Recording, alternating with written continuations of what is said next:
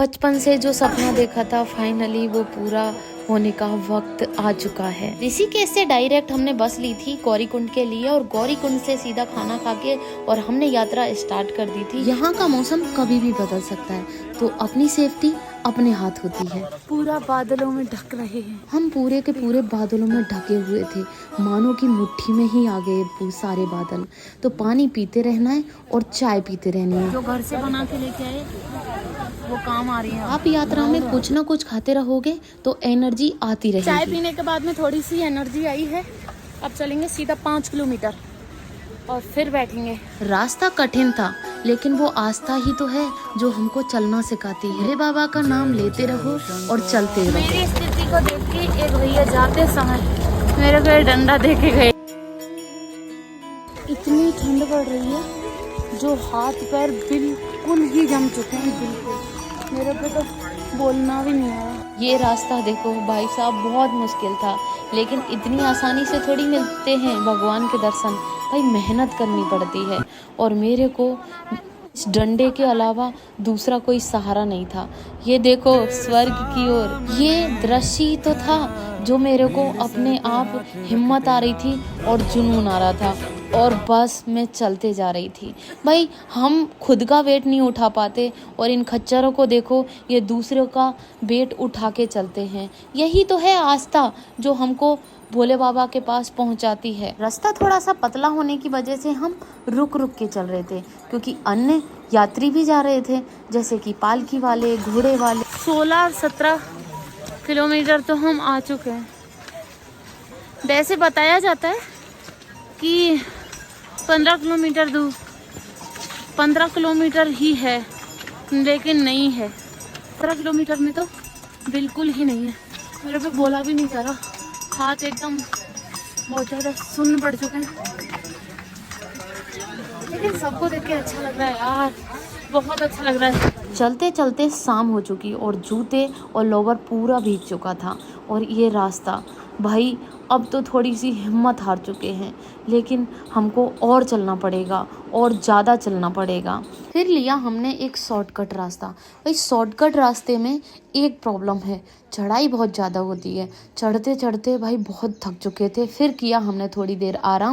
सामने का व्यू दिखाऊं तुमको, देखना है? सामने का व्यू दिखाती हूँ।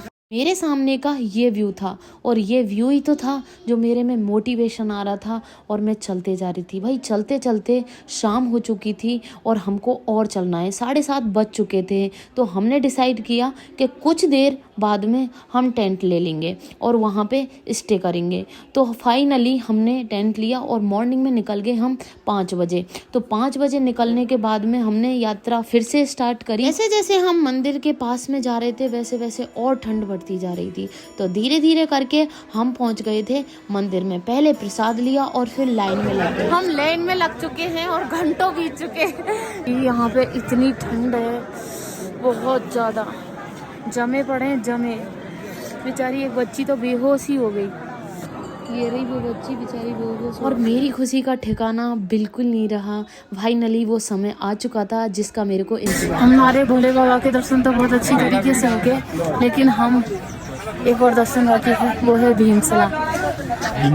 ये भीमशिला वही है जिसने प्रलय के समय में स्वयं मंदिर की रक्षा करी थी। बाढ़ का पानी 2 भागों में बांट करके मंदिर को स्वयं बचाया था। दर्शन करने के बाद में यार जो सुकून मिला है, मस्त। सर्दी बहुत है लेकिन बहुत ज़्यादा सर्दी का बरसात नहीं आनी चाहिए बिल्कुल। बाबा के दर्शन पाने के बाद में हम पहुंच जाते हैं आदि गुरु शंकराचार्य जी की प्रतिमा की ओर। तो बताया जाता है कि 4 मठों की स्थापना करने के बाद में आदि गुरु शंकराचार्य जी ने यहाँ पर अपनी देह को त्याग दिया था। शंकराचार्य जी की स्थापना केदारनाथ में 2014 के बाद में हुई थी।